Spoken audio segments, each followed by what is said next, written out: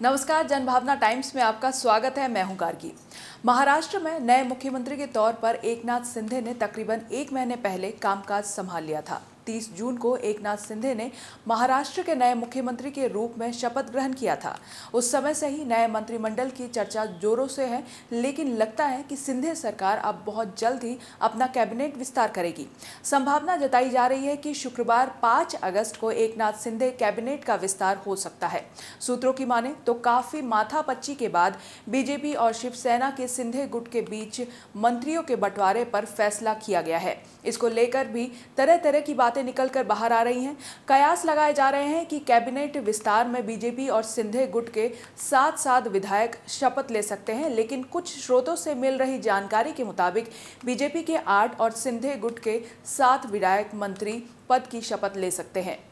बताया जा रहा है कि इस कैबिनेट की इस नई सूची में महाराष्ट्र की पूर्व की फडणवीस सरकार में मंत्री रहे कई सीनियर विधायकों के नाम गायब हैं, यानी उन्हें शिंदे सरकार अपनी नई सूची में जगह नहीं दी गई है। जानकारी के मुताबिक अब सिर्फ वरिष्ठ विधायकों को ही मंत्री पद की शपथ दिलाई जाएगी। बीजेपी खेमे से संभावित मंत्रियों की बात करें तो इनमें चंद्रकांत पाटिल, सुधीर मुनगंटीवार, गिरीश महाजन, प्रवीण दरेकर, राधाकृष्ण विखे पाटिल, रवि चौहान, बबन राव लोणीकार, नितेश राणे का नाम आगे चलकर आया है। वहीं शिंदे खेमे के संभावित मंत्रियों की बात करें तो उनमें दादा भूसे, उदय सामंत, दीपक केसरकर, शंभू राजे, देसाई, संदीपन भुमरे, संजय शिरसाठो, अब्दुल सत्तारी, बच्चू या फिर रवि राणा मंत्री बनाए जा सकते हैं। बता दें कि एकनाथ शिंदे ने 30 जून को महाराष्ट्र के मुख्यमंत्री पद की शपथ ली थी, जिसके लगभग 1 महीने बाद अब कैबिनेट का विस्तार हो रहा है।